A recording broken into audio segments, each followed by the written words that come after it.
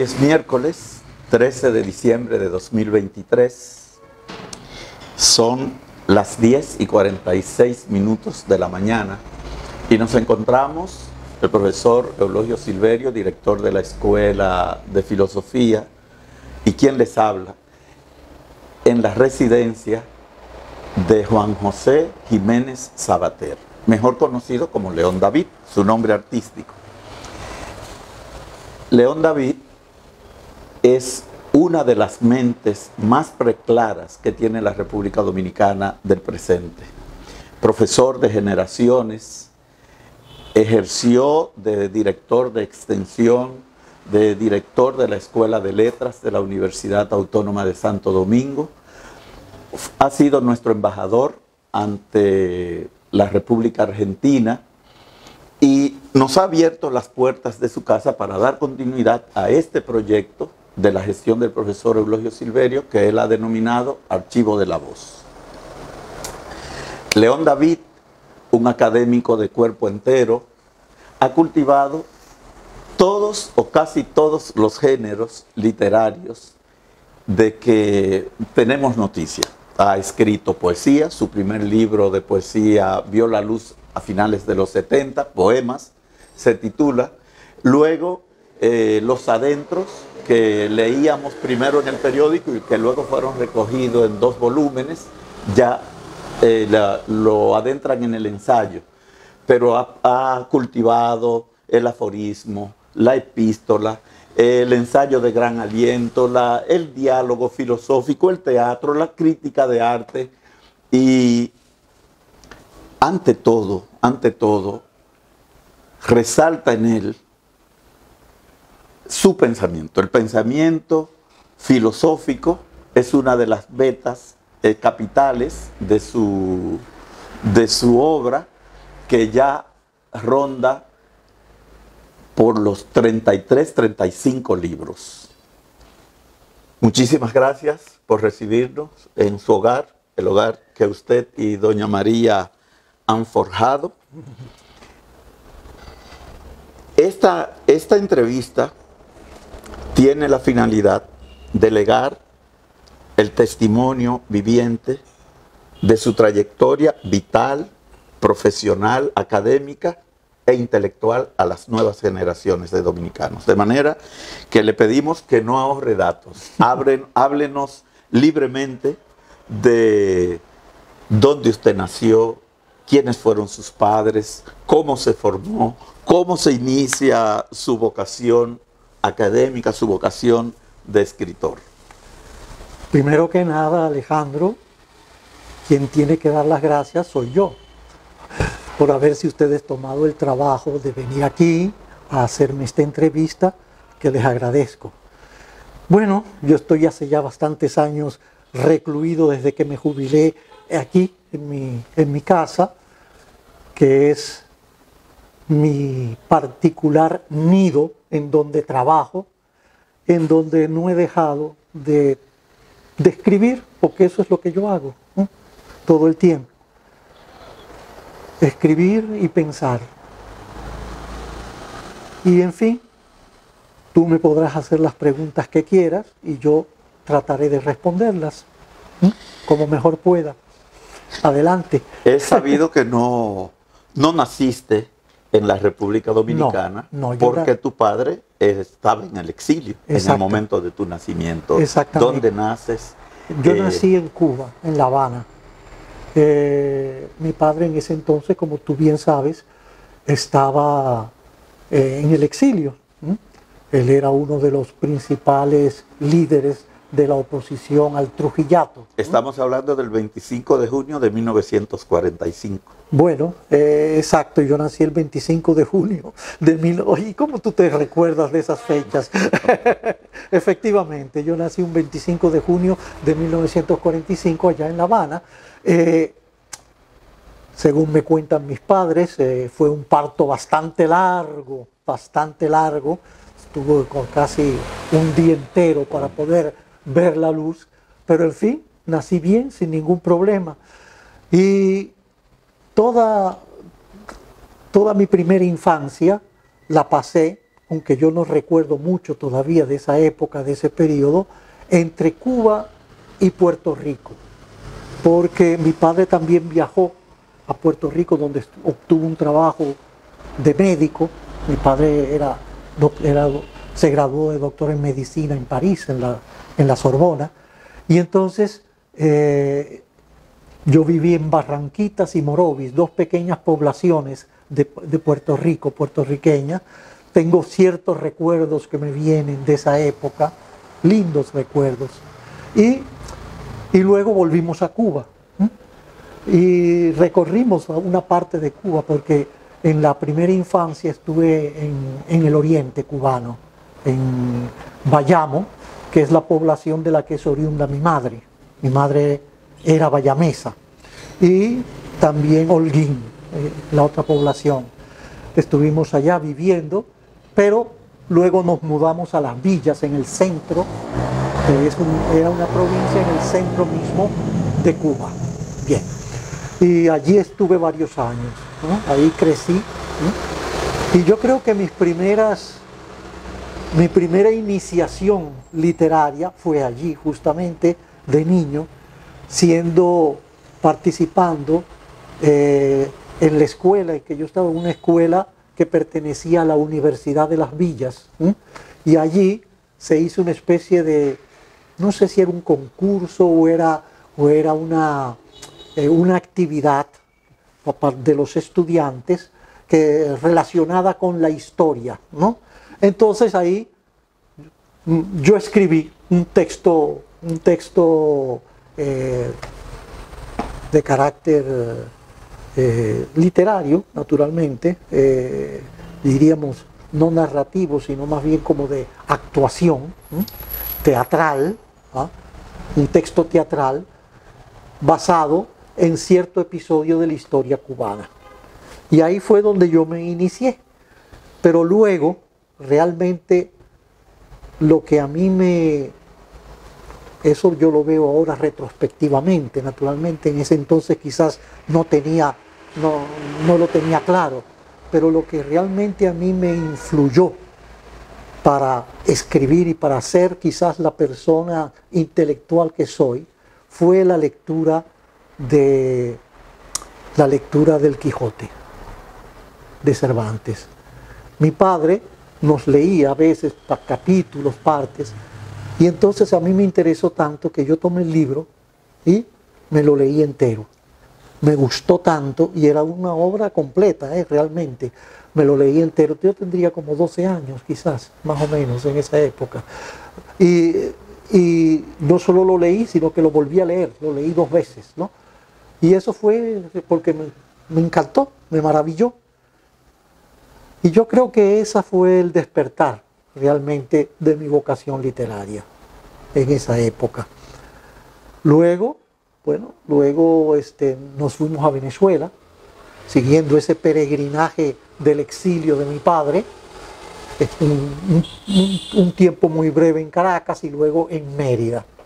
Y de Mérida, donde estuvimos estudiando con mi hermano en el liceo de allá de la ciudad, fuimos a París, nos mandaron a París a seguir nuestro estudio allá, nuestro bachillerato en Francia. Y así lo hice hasta que vino la caída de Trujillo, el cambio de régimen, el fin de la tiranía. Mi padre pudo regresar aquí al país, y entonces tanto mi hermano como yo regresamos por primera vez, ya siendo muchachones, ¿no? Adolescentes, aquí al país, pisando por primera vez tierra dominicana, mi tierra realmente. Y entonces, nada, terminamos ahí mis estudios y nos fuimos entonces a Europa de nuevo, ¿no? Nos enviaron de nuevo a Europa a estudiar. Yo estudié en España, pero yo realmente ese periodo, digamos, ese periodo de adolescencia fue bastante dramático para mí, porque yo sentía el deseo, las ganas de escribir, de de expresarme, pero sentí además que no tenía la capacidad ni las palabras suficientes para decir lo que yo quería decir. Y eso me tenía en en un estado de ánimo de ansiedad, al punto de que incluso en España recuerdo que intenté suicidarme, ¿no? Y fue, bueno, me salvaron, por supuesto, ¿no? Pero nada, fue un periodo difícil, un periodo bastante difícil el mío de esa época. Luego, nada, luego seguí, continué, estudié en Venezuela mi carrera mi licenciatura en letras. En esa época también me metí mucho en la política estudiantil, ¿sí? En el liderazgo de la política estudiantil en Venezuela. Incluso hasta en una ocasión hasta caí preso. Pero bueno, esas son tonterías, ¿no? Y luego, después que terminé, muy importante para mí en ese periodo fue el conocimiento con Rómulo Rivas, que era director de teatro, ¿no? De aquella época, allá en Mérida. Hicimos una enorme amistad, una gran amistad, y yo participé mucho en el teatro. Y me gradué realmente también, no solo de letras, sino también de teatro, como actor. Y luego de ahí, pues vine para acá, para la República Dominicana, y fue cuando empecé a trabajar como profesor en la universidad. Y el regreso, Sí. ¿cómo fue? Ese retorno definitivo. ¿Por qué regresar? Bueno, teniendo, después de esa andadura y teniendo... Porque yo siempre tenía como, digamos, como punto norte mío, este país. O sea, yo sentía que mi casa estaba aquí, ¿no? En la República Dominicana.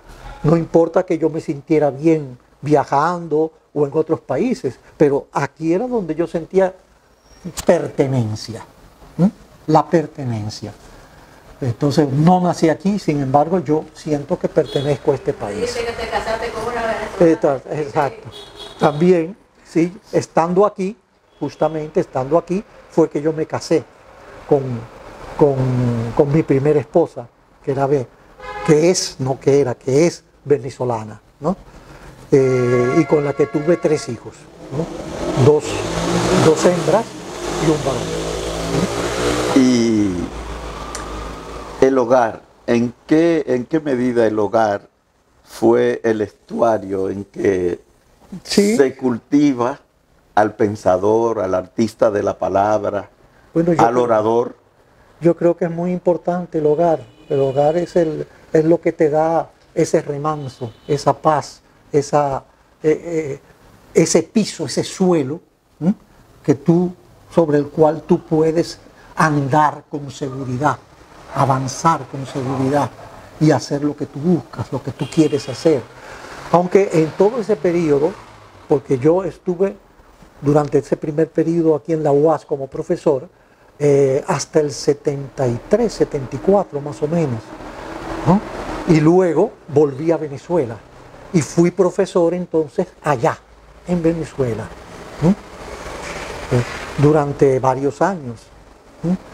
Primero en Coro, en la Universidad de Coro, allá, Coro. y en la Universidad de Mérida también. Que también, en Mérida, exacto, de los Andes. En la Universidad de los Andes, allá también. Que fue donde vieron la luz aquellos 3 tomos de Al margen de Ortega y Gasset, de su padre. Exactamente, y donde mi padre también escribió, recuerdo, La República Dominicana, una ficción también, en esa época, allá en Mérida. Recuerdo que se lo dictaba a mi madre y mi madre iba copiando. Eso lo recuerdo perfectamente. Y nada, estuvimos allá en Mérida hasta que yo terminé la carrera y todo eso, ¿no? Sí. Pero estoy como confundiendo un poco. El hecho es que yo estuve en Venezuela en 2 ocasiones, básicamente. Al principio haciendo todos mis estudios, ¿ah? Luego vine aquí Estuve varios años aquí, hasta el 73, 74, y luego volví a Venezuela y allá seguí siendo profesor, ¿no? Exacto. Exactamente. Y luego, pero siempre en vacaciones regresaba, todos los años, Siempre. ¿no? No dejaba de venir aquí al país, siempre. Y luego, vamos a ver, déjame ver si recuerdo, mi matrimonio se deshizo, ¿no? Me divorcié de mi primera esposa en ese periodo, en esa época. Tuve otra compañera, pero con ella no me casé. Y luego ya volví aquí para quedarme. Justo ya en los años, en el 80 por allá, que fue cuando murió mi padre, cuando falleció mi padre. En el 83 falleció mi padre, ¿no? Más o menos. Sí. Y ya me quedé en la UAS, volví a entrar en la UAS como profesor y ahí estuve trabajando como profesor itinerante durante muchísimos años. Trabajo duro, ¿sabes? Quiero decirte. Claro. Un trabajo fuerte, agotador. Y aquí, durante ese periodo, fue que conseguí, que me encontré con mi esposa actual, con María Ibar, y nos casamos, ¿no? En el 86. Y hasta ahora hemos estado aquí. Qué bueno. Hasta ahora. Recuerdos que persistan del día a día de la familia. Doña Cuquita Sabater de Jiménez, Sí. Juan Isidro Jiménez Gullón, Bueno, recuerdo. los hermanos, Maximiliano Arturo, Exacto. María Margarita. Sí. Bueno, tenemos tantos recuerdos de intimidad hogareña, imagínate. Recuerdo siempre a mi padre tecleando su máquina, que eso era desde la madrugada, todavía de noche él se levantaba a escribir, ¿no? Eso en la casa primera ya que teníamos allá en la, ¿cómo era que se llamaba? La avenida esa, cerca de la Churchill, ¿no? Bueno, y también recuerdo, por supuesto, muchísimo a mi hermano Arturo, que también era un intelectual de mucho calibre, un gran profesor, además, extraordinario profesor, se dedicó a la lingüística, ¿no? Y en fin, y a mi madre, por supuesto, cómo no la voy a recordar, a mi madre, que por suerte la tuve hasta bastante tiempo, porque ella falleció ya de 90 y tantos años. Sí. Doña Cuquita Exacto. Sabater era declamadora. Ella era declamadora. Declamadora, exacto. Sí. Lo hacía muy bien, por cierto, muy bien, sí. Oh. Se conocieron en Cuba, ella y don Juan. Sí, ellos se conocieron en Bayamo, porque mi padre en esa época, para ganarse la vida, era viajador médico, ¿no? Entonces tenía que viajar prácticamente por toda la zona, esa zona de Cuba, del país, el oriente, se le había asignado a él, ¿no? Entonces él viajaba y se movía, y aprovechaba eso también para la política, pero fundamentalmente era su medio de vida, ¿no? Porque en ese entonces también sus padres estaban en Cuba, él los había traído y tenía que subvenir al mantenimiento de su familia completa, ¿no? Y en esa época también estaba ya la famosa poetisa Julia de Burgos. Julia de Burgos, exacto, ¿no? Con la cual tuvo digamos, una relación bastante dura, que duró un tiempo. Claro. ¿No? Exacto. Era un cuadro de Juan Isidro que yo tengo. Ah, qué bueno. Sí. Lo pintaron a él. Sí. Qué bueno. Sí. Ahí está, si lo quieren ver y retratar. Claro que sí, vamos a hacerle una toma, ¿verdad, Sí. profesor? Ese cuadro lo hizo Ay, qué bueno, qué sí. gracia. En fin, después te digo, ¿no? Porque el cuadro está ahí en la sala, ¿no? Y es bueno que lo vean. Canepa fue el que hizo el cuadro. Ah, Karen. El gran pintor Canepa, Hombre, que era íntimo amigo de mi padre. Íntimo. íntimo. Sí, sí. Y De hecho, hablemos. Ajá. de hecho, familia. Pero bueno, Ah, no me sí, digas. sí. A propósito de la familia, parece que que, bueno, la familia lleva en el ADN la política y la literatura. Eso. Porque Sí. si miramos hacia arriba Sí, y hacia abajo, hacia la descendencia, sí, abunda entre los Jiménez y Jiménez Grullón, abundan los artistas y abundan los políticos también. es cierto. Es cierto. Empezando por Juan Isidro Jiménez. Sí, que fue el segundo presidente de la República, trinitario. El primer Juan Isidro Jiménez, sí. Exacto. Y luego está Juan Isidro Jiménez Pereira, Claro. que fue presidente 2 veces de la República, Claro. a principios de la década de los años del siglo XX, y luego en el 14, cuando vino la invasión norteamericana también. Exacto. Que de hecho él renuncia a la presidencia por no aceptar las condiciones que le quería poner el colector de aduanas, que era como una suerte de procónsul de la época. Exactamente.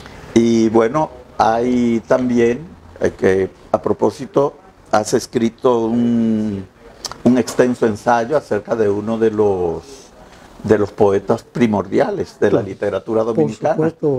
Por supuesto, claro que sí. Que es ahí está el libro, ese Domingo Moreno Jiménez. Domingo Moreno Jiménez, exacto.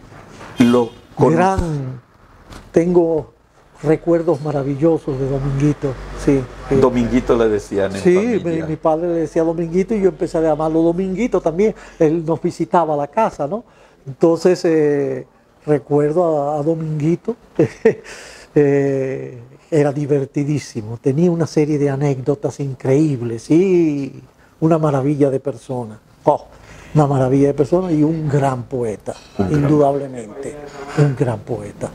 Y yo hace un tiempo escribí, un libro entero sobre su obra. Realmente es uno de los pioneros del verso libre y del modernismo. Y del modernismo, de la poesía dominicana, sí. Realmente él es el que lleva a la modernidad la poesía dominicana, de hecho. ¿No? Más que modernismo, es la modernidad de la poesía dentro de su estilo propio, tan peculiar, tan propio, tan extraído de las raíces mismas de su tierra. Claro. Eso es. ¿Ah? Bueno. Que por cierto, el postumismo. Pero también, te digo una cosa, pero también quien visitaba mucho mi casa también y que era muy amigo de mi padre era Franklin Mieses. Franklin Mieses Burgos, que es otro grandísimo poeta. Extraordinario, para mí uno de los más grandes poetas de la lengua española. De la lengua española, sin duda alguna. Sin duda. Pero hablando de la obra, ¿hay algún libro de los más de 30 que usted ha publicado, profesor, que le exigiera un esfuerzo especial? Bueno, ¿cómo trabaja usted, profesor, pensando en la nueva generación? ¿Cómo surge un libro suyo? Bien, todo depende del género que esté trabajando en ese momento. La poesía yo no la planifico, ella surge. Ella surge y claro, después que yo escribo, corrijo, pero porque buena parte del trabajo creador es la corrección. Eso es algo que hay que tenerlo muy en cuenta y que pocas veces se dice. Pero gran parte del trabajo creador es corregir. Y yo soy básicamente un corrector. Y yo me llamo corrector y plagiario también. ¿Por qué? Porque yo creo que las ideas están ahí. O sea, las ideas no son mías. Las ideas las han dicho mucha gente. Yo leo mucho, naturalmente, y todas las cosas que leo, hay temas que se me quedan, ¿no? De los autores que yo leo, y yo los trabajo, y los agarro, los tomo, y los hago míos. Por eso yo digo que yo soy un plagiario, ¿no? De hecho, ¿no? Pero un plagiario que busca injertar en los pensamientos ajenos mi propia vida. Eso es lo que yo trato de hacer. Los pensamientos están ahí. Es simplemente buscar, sacar. Y Y tiene que ver mucho con tus intereses, naturalmente, con lo que a ti realmente te importa. Y eso varía. No es lo mismo lo que te importaba hace 20 años que lo que te importa ahora. Y de acuerdo a esas variaciones, va variando también tu obra. Se va modificando. Hay obras que me cuestan mucho más trabajo que otras. Por ejemplo, de Delmira Agostini. Esto es un texto. Delmira Agostini, sí. O el otro nombre de la pasión. Exacto. Es una obra crítica sobre la poesía de Delmira Agostini, la uruguaya, la gran uruguaya. Y eso tuve que estudiar mucho, tuve que leer mucho, tuve que adquirir muchos libros, ¿no? Para poder entonces trabajar con eso. Que, sin embargo, los aforismos me iban saliendo solos, ¿no? Iban surgiendo. Y la poesía también. El ensayo, bueno, el ensayo, yo soy un filósofo ensayista, no soy un filósofo sistemático. Yo no tengo nada que ver con Kant, ni con Hegel, ni con ninguno de esas personalidades, ¿no? Ni con Platón. Ni con Platón, bueno, con Platón más. Con Platón más, porque Platón no era sistemático. Platón era justamente, ¿qué era lo que? Diálogos. Diálogos. ¿Y qué hice yo en filosofía? Diálogos. Claro, está el diotima, está el genócrates, que son diálogos. Exacto. Entonces, eso es. Mi filosofía surge en ensayos y en diálogos, básicamente. También en aforismo. Y retomando esa idea de que... ¿Por qué? Porque mi filosofía está muy ligada a la literatura también. Hay una mezcla literaria. O sea, yo no puedo simplemente escribir un pensamiento escueto, ¿no? Ese pensamiento tiene que decir algo más que lo que indica, algo más de lo que enuncia. Y ese algo más se lo tienes que poner tú con el estilo. Y por eso eres literato al mismo tiempo que pensador. Y de los lo dicho, de que es un gran lector, como es bien sabido y como se nota cuando se le escucha hablar, cuando se leen sus textos. Lecturas predilectas, además del Quijote, claro, que lo ha leído 2 veces cuando contaba con 12 o 13 años. Sí. Me imagino que sigue siendo uno de los predilectos. Por supuesto que ¿verdad? sí, eso no cambia. Pero hay cosas luego, que son invariables.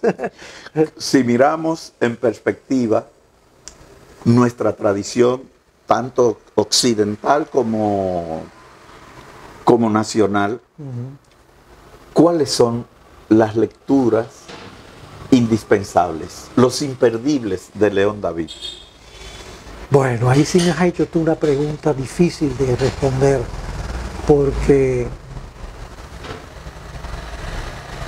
vamos a ver.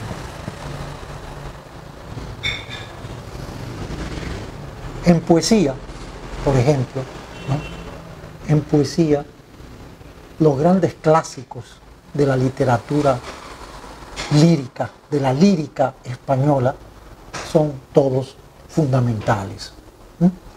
Son todos fundamentales. Y yo los he leído, todos prácticamente. Desde el Mío Cid, digamos, hasta Machado y Federico García Lorca y demás. Eso es básico, hay que leerlo, porque ahí está la fibra lírica de nuestra lengua. Rubén Darío, por ejemplo, fue uno de mis grandes preferencias poéticas. Y también vamos a ver, José Martí. Sí, José Martí, tanto como poeta, como ensayista, como pensador, ¿no? Fundamental. Es uno de los pilares, ¿no? Fundamentales. ¿Qué más? Por supuesto, están todos los extranjeros, ¿no? Importantísimos, ¿no? Está, qué sé yo, Baudelaire, por ejemplo, ¿no? Están, qué sé yo, está Goethe, ¿no? Todos ellos son fundamentales, son los grandes, ¿no? Los grandes de la literatura, y hay que convivir con ellos, hay que familiarizarse o hacerlos tu propia familia, ¿no? Apropiártelos, tienes que apropiártelos. Y por supuesto, los dominicanos también, ¿cómo no? ¿No? Buenos que tenemos, sobre todo en el área del ensayo y de la poesía, excelentes, ¿no? Estábamos hablando de Jiménez, ¿verdad? De Moreno Jiménez. Estábamos hablando de Franklin Mieses Burgos, ¿ah? Esos son astros, ¿ah? Es necesario conocerlos, es necesario relacionarte con ellos. Y todos ellos forman parte de mi biografía, vamos a llamarlo así. Son parte de mi vida. Y lo siento así. Y si tuviera que afrontar un reto terrible, el maestro León David, como que retirarse a una isla desierta con 5 libros, ¿cuáles se llevaría? Bueno, ¿cuáles me llevaría? El Quijote sí me lo llevo, seguro, ¿no? Me llevo los diálogos de Platón también, me los llevaría, ¿ah? Me llevo a Rubén Darío completo, me llevo a José Martí, ya llevo 4, ¿verdad? Ya, sí. ¿Ah? Tienes que pensarlo bien porque nada más hay queda uno, espacio para uno ya. Bueno,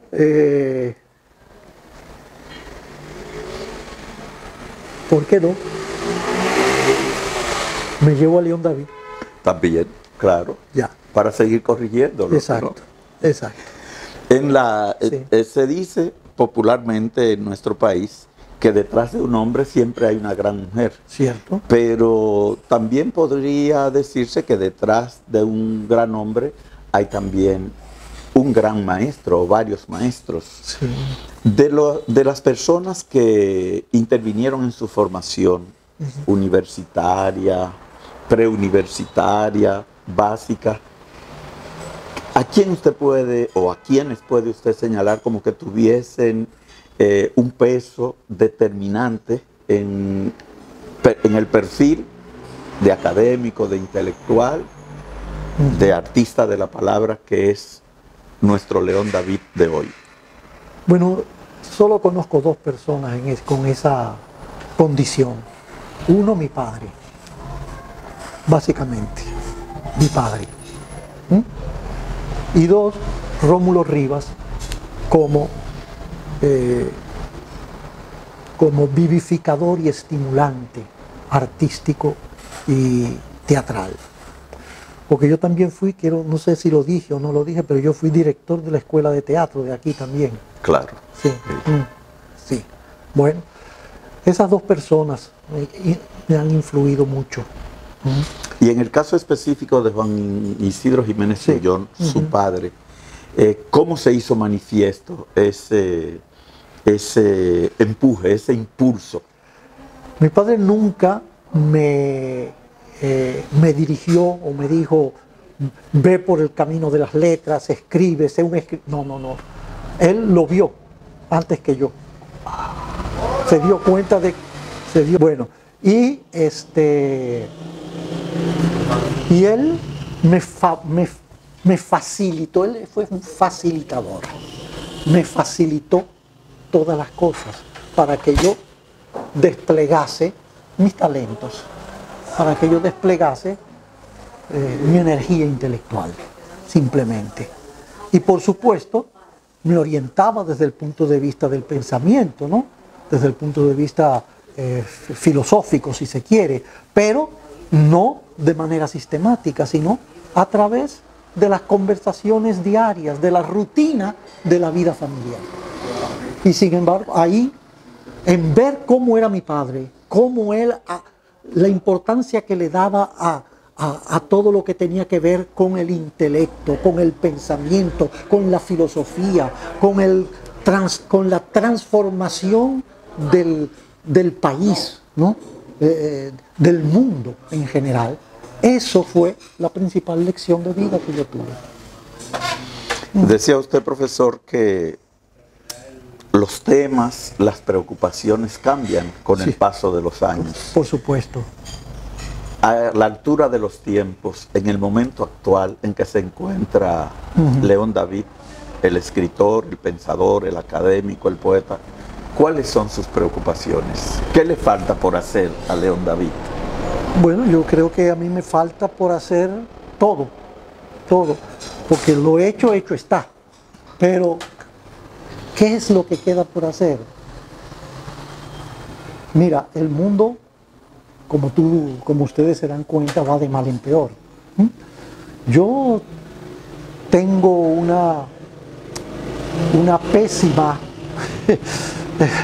una pésima previsión de lo que va a suceder, no aquí en nuestro país, sino a nivel mundial. Yo creo que estamos yendo por un camino muy peligroso y que nos va a llevar al desastre. Eso es lo que yo creo. Yo creo que aquí se avecina una hecatombe. Sin embargo, yo lo veo con optimismo. O sea, yo no me pongo a llorar ni a lamentarme. Yo lo hice, me lamenté ya en un libro. Memorias del Desamparo. En Memorias del Desamparo. O en Occidente, un libro de aforismos. Me saqué de adentro esa angustia, ¿no? Y digo, bueno, será lo que tenga que ser, ¿no? Pero yo voy a seguir trabajando en lo que yo creo. Yo sigo creyendo en que el hombre puede crecer, en que el hombre puede espiritualizarse, en que podemos tener una vida mejor y una vida más sana y más plena, y que hay que luchar por eso. Y en la medida de lo posible, dentro de mis competencias, yo lo hago a través de mis escritos. Y eso es lo que yo voy a seguir haciendo. Como te dije, mi obra más importante todavía no la he publicado. Es una novela que ya la tengo escrita, la estoy haciendo unas últimas correcciones, pero ya está. Y que intentaré editar, aunque es muy difícil. No he encontrado hasta ahora ningún patrocinador que me ayude con esto de la edición de esta novela, pero estoy en eso. Estoy trabajando y seguiré leyendo y seguiré escribiendo. Eso es mi vida.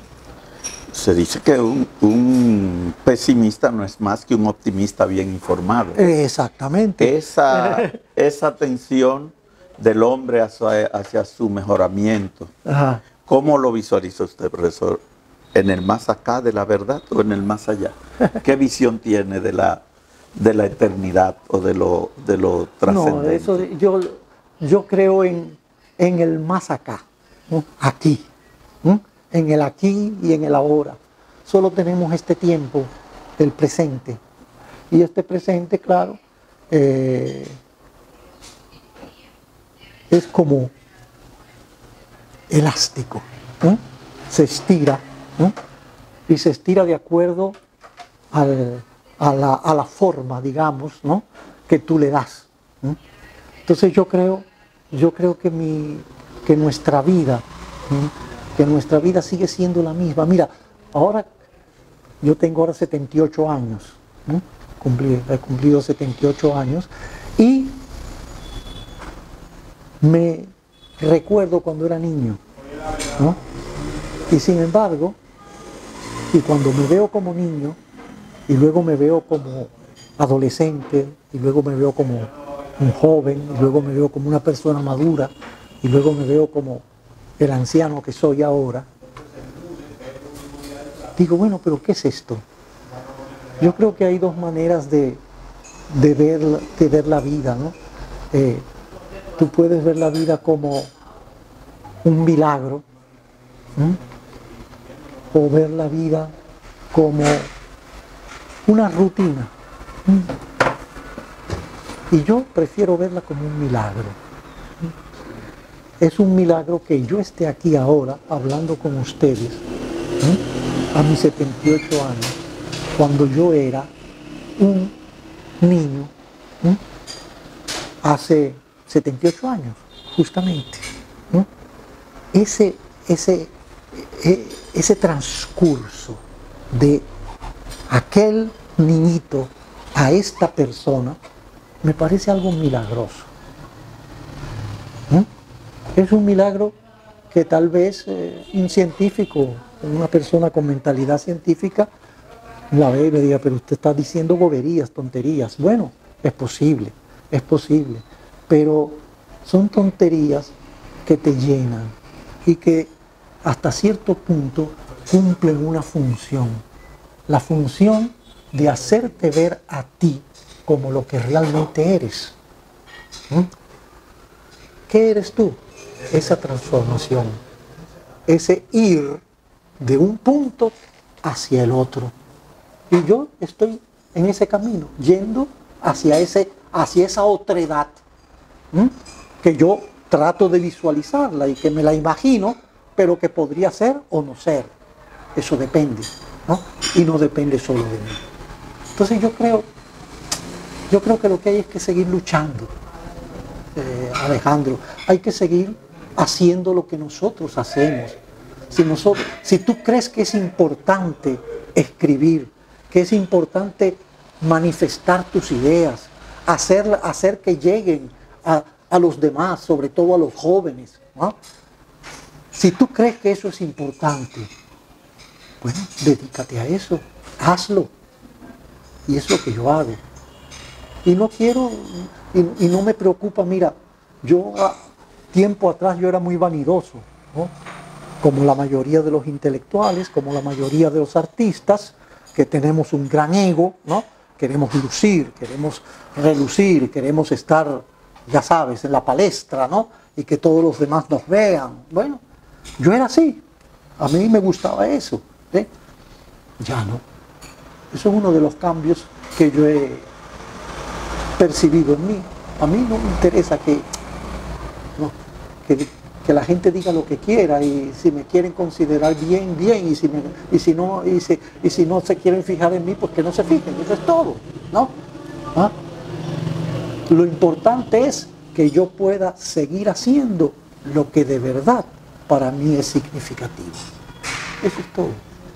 Y eso es lo que yo hago. Y es malo lo que puedo hacer, no puedo hacer otra cosa. Y ¿cómo ve usted, a propósito, profesor, la relación entre el intelectual y la política, entre el intelectual y el derrotero que lleva el país? Bueno,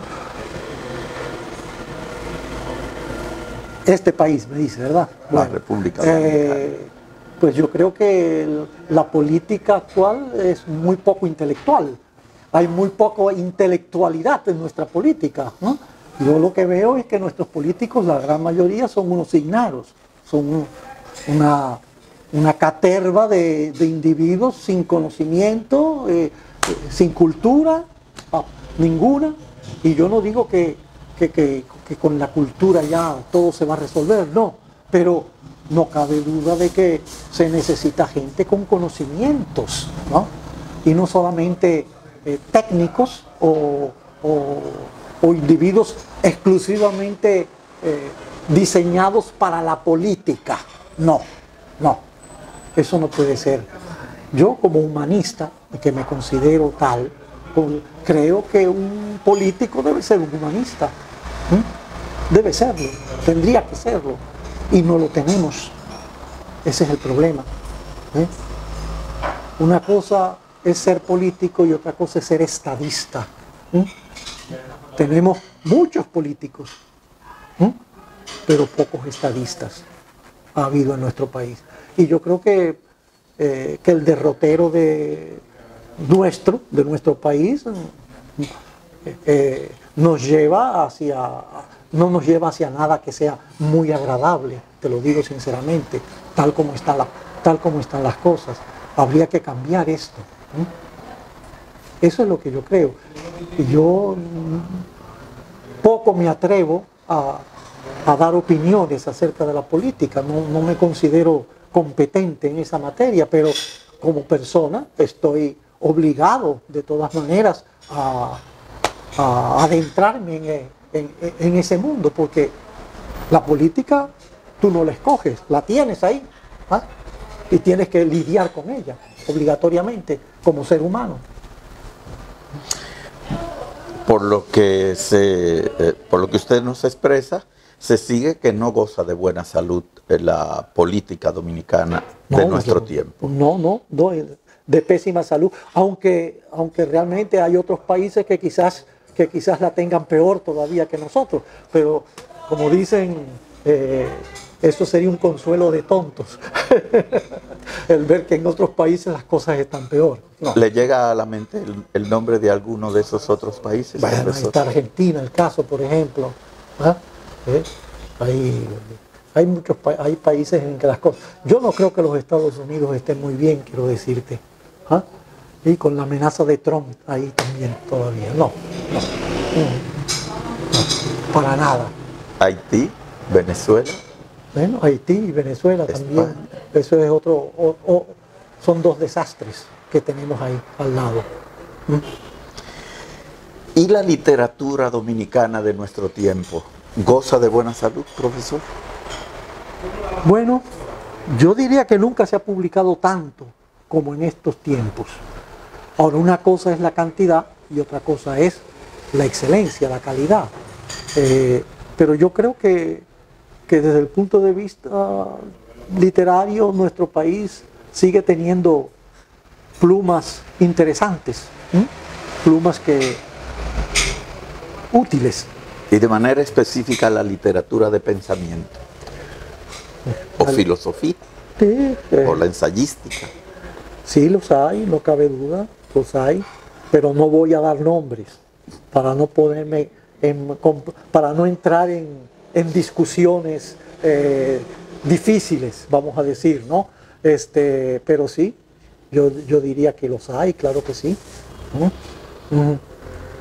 Y la nueva realidad con que se ha encontrado la gente de nuestra edad, de un poco más y un poco menos, de la irrupción del ciberespacio, de la internet, la irrupción de estas nuevas tecnologías, ¿en qué medida han impactado al pensador y al escritor Juan José Jiménez Sabater, León David?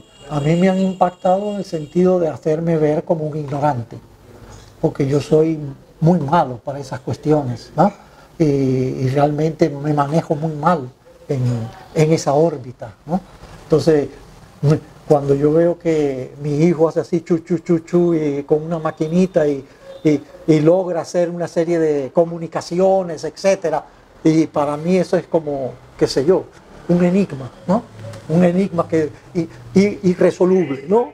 Bueno, pues yo me siento de repente que amputado, me siento como, ay, pero he vuelto a la ignorancia, he vuelto atrás, ¿no?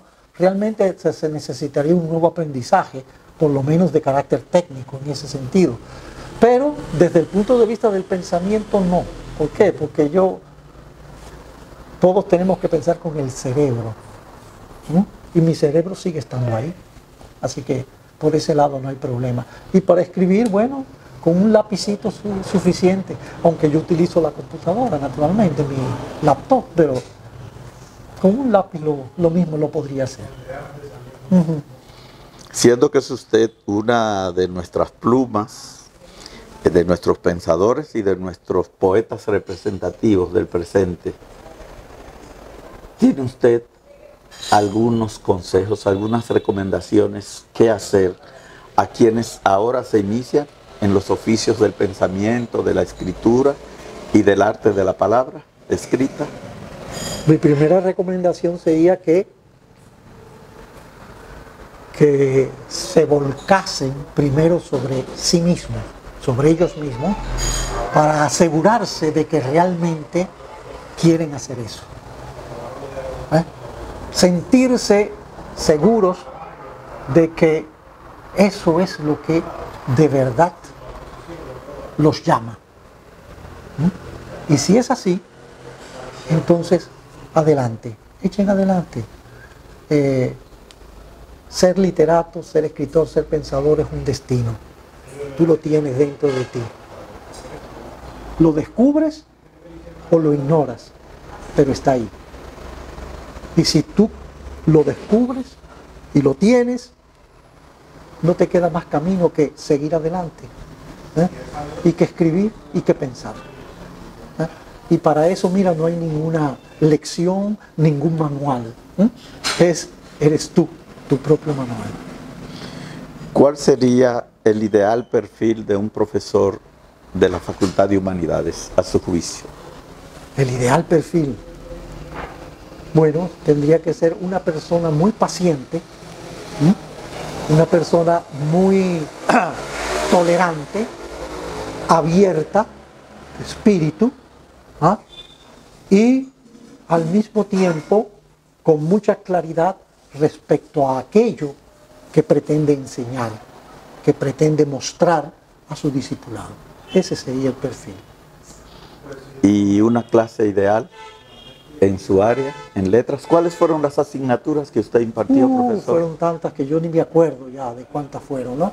No, pero una clase ideal es la clase en la cual tú puedas decir cosas interesantes que a ti te muevan y que logren motivar a los estudiantes para que ellos también participen de lo que tú estás diciendo, de lo que tú les estás mostrando. Esa sería la clase ideal, una clase participativa. León David, profesor Silverio, es como el río de Heráclito, un flujo eternamente vivo de ideas, de palabras, de propuestas.